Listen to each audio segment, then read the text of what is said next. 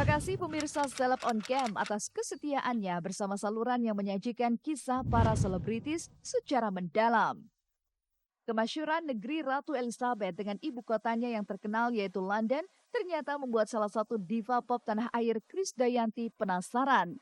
Ketertarikan adik Yuni Syara ini pada negeri yang populer disebut dengan istilah UK atau United Kingdom ini bukan karena kehadiran warga baru di kerajaan Inggris yaitu Pangeran.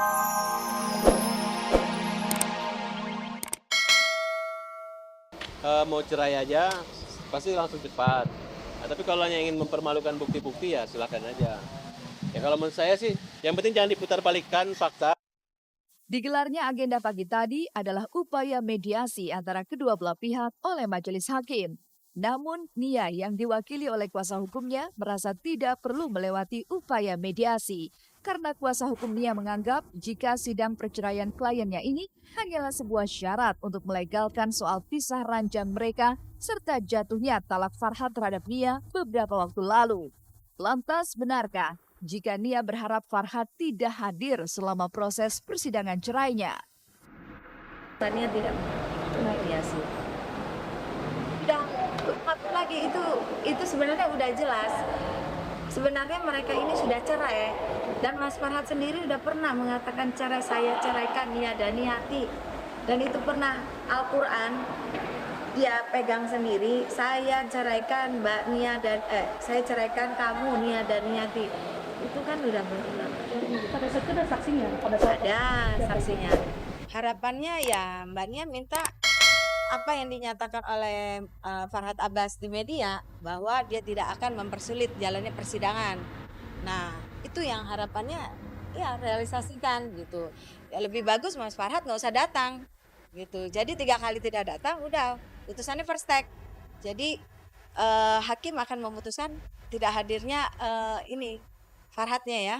Kalau tidak berhasil dilanjutkan dengan membacakan gugatan dari pihak penggugat, selanjutnya jawaban dari tergugat, nanti dijawab kembali oleh pihak penggugat, namanya replik, nanti ada duplik dari pihak tergugat, baru ke tahap. Ya saya akan mempermudah, tidak akan mempersulit. Niat saya bukan mempersulit tapi mempermudah. Walaupun pernah tergila-gila pada sosok Nia dan Niati, Farhad tidak bisa membendung tekad Nia untuk bercerai darinya.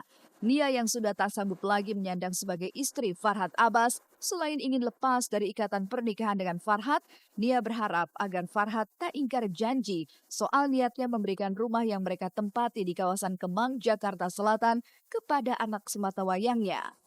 Yang inginkan Mbak Nia adalah pernyataan dari Farhad Abbas bahwa harta yang ada, yang di Kemang, yang ditinggalin sekarang ini ya, itu untuk anaknya, Angga.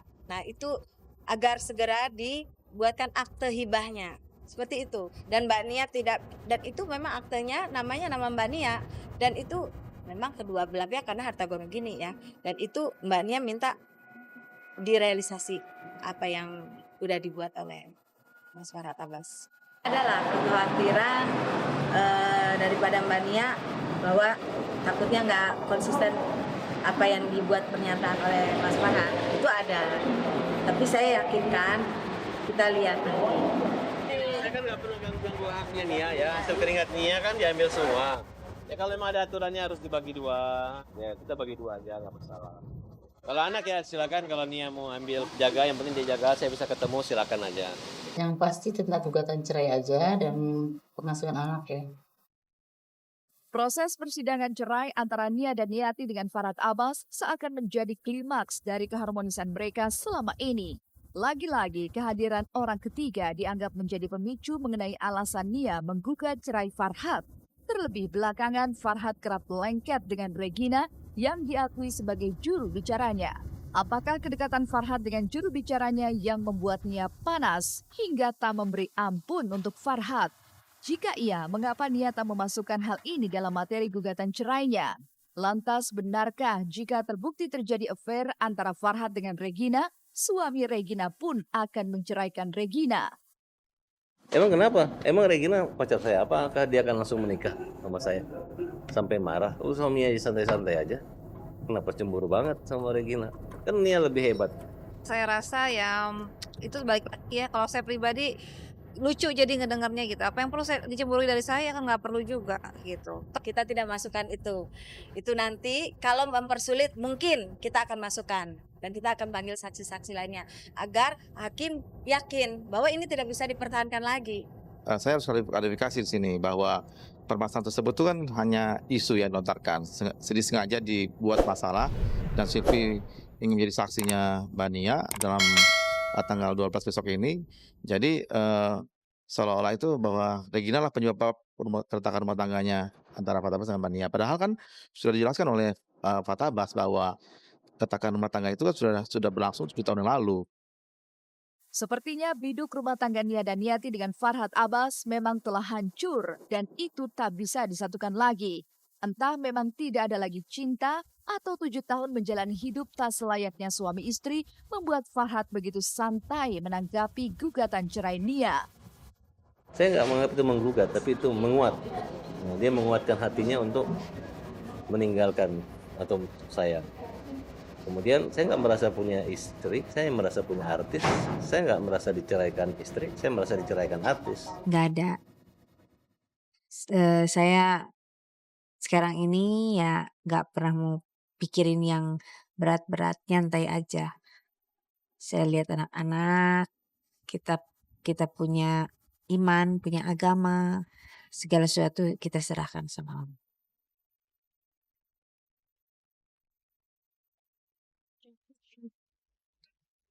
Terima kasih pemirsa Seleb on Cam atas kesetiaannya bersama saluran yang menyajikan kisah para selebritis secara mendalam.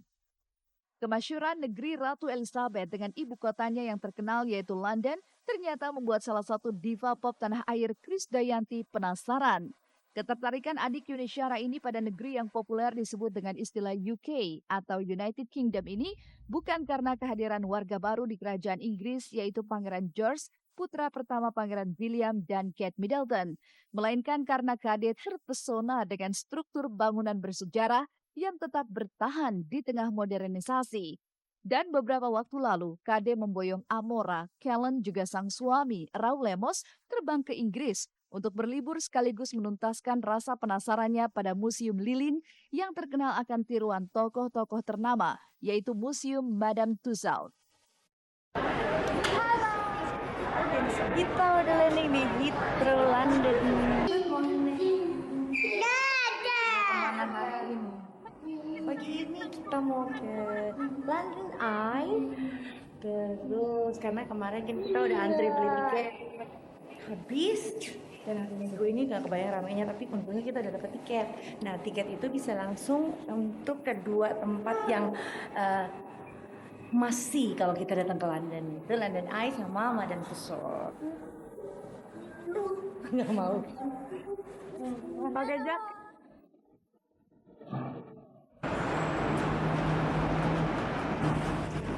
Apa?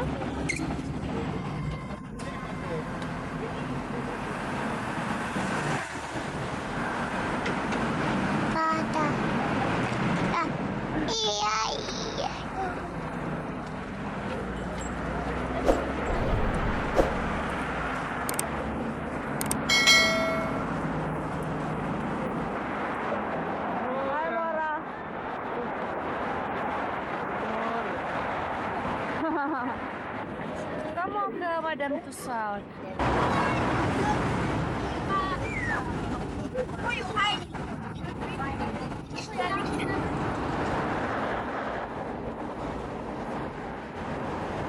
Ngantri.